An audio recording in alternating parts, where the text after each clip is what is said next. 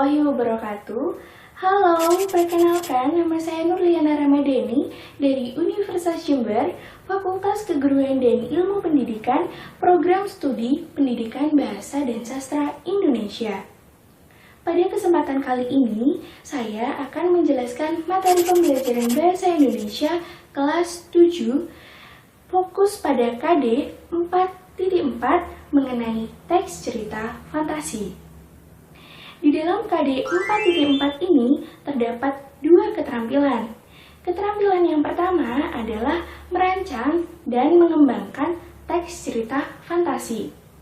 Keterampilan yang kedua adalah menulis teks cerita fantasi sesuai dengan kaidah-kaidah yang telah ditentukan. Sebelum lanjut ke materi selanjutnya, pastikan kalian menyimak video ini sampai habis ya, agar materi yang saya jelaskan dapat kalian pahami dengan baik. Selanjutnya adalah langkah-langkah dari menulis teks cerita fantasi.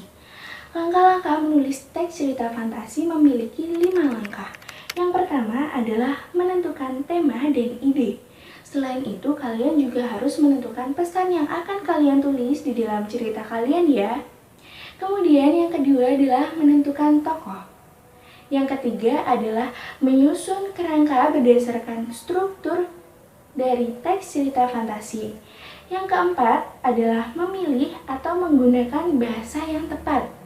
Yang kelima atau yang terakhir adalah mengembangkan cerita. Selanjutnya adalah penjelasan dari kelima langkah tersebut. Langkah yang pertama adalah menentukan tema dan ide. Ketika menentukan tema dan ide, kita bisa saja memperhatikan benda-benda atau objek-objek yang ada di sekeliling kita. Kemudian, kita berikan objek atau benda tersebut sentuhan imajinasi agar terlihat seperti cerita fantasi.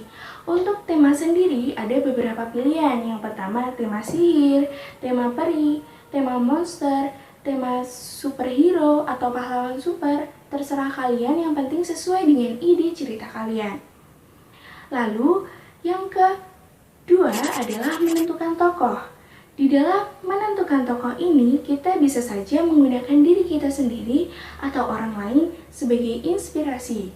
Misalnya saja, tokoh tersebut memiliki sifat yang baik hati, tidak sombong, rajin nabung, dan sebagainya.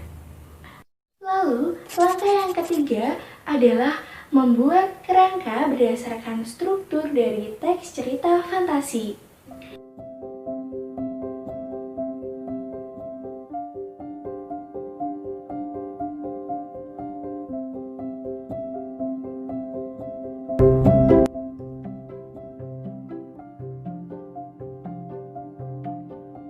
Itu tadi merupakan langkah-langkah yang ketiga.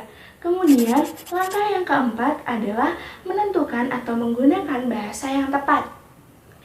Langkah ini merupakan langkah yang sangat penting karena ketika kita menggunakan bahasa yang tepat, pembaca akan memahami isi dari cerita yang kita tulis. Lalu yang kelima adalah mengembangkan cerita. Setelah cerita tersebut memiliki judul, memiliki tema, kemudian sudah disusun di dalam kerangka, maka cerita tersebut perlu dikembangkan untuk menjadi cerita yang utuh.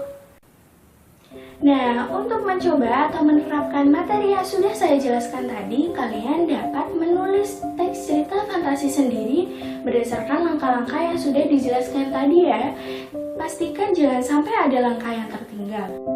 Selamat mencoba. Sekian penjelasan dari saya. Semoga penjelasan tadi dapat bermanfaat untuk kita semua. Terima kasih sudah menonton video ini sampai habis. Sampai jumpa. Wassalamualaikum warahmatullahi wabarakatuh.